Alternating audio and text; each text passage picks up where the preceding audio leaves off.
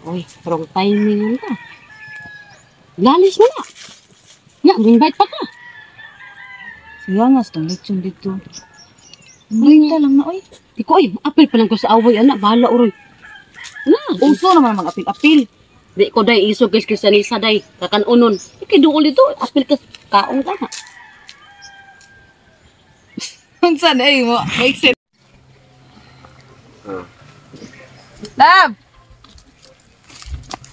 Handa nga kung nasigig yung tagay-tagay, be. Dahil ko sa sige, kibuhat ko rin tagay. Para rasa nimo. Sus, baya, para na ako ba, ay? Ay, laing rason nga nung nagsigi ko aning bisyo ha. Para rin nimo. Dako kini katabang ang tagay. Walang kakibawa. Mauna yung nakadugay. Sa ato relasyon, mauna yung nagdugay ko nimo kay naay tagay.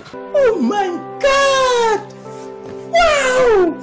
Mintras na apay tagayonon, nagyapon ko nimo. Mintras na kay atay. Hala, tagay. Ikaw po diha. Anda nga si makeup oy. Sus, nagpalit-palit kog make-up, nagpagwapa ko para nimo. Para gwapa ko sa imong pananaw. Anda nga ambisyon imong makeup lagi. Wala din na. Ikaw may undang sa imong bisyo, sigig tagay-tagay. Di na lagi nakatapang. Ayaw ni kuana ang ako ang make-up kay nag-make-up ko para magwapa lagi ko sa imong pananaw.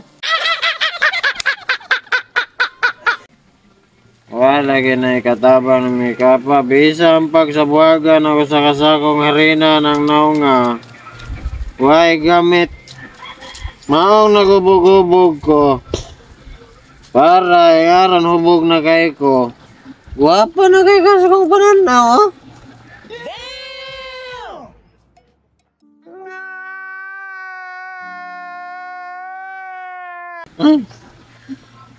Kay kung di ko makatagay, imong itsura murag iring gilaygit. Karon. Uli na ta. Uli na ta. Guwapa na kay ka sa kong pananaw.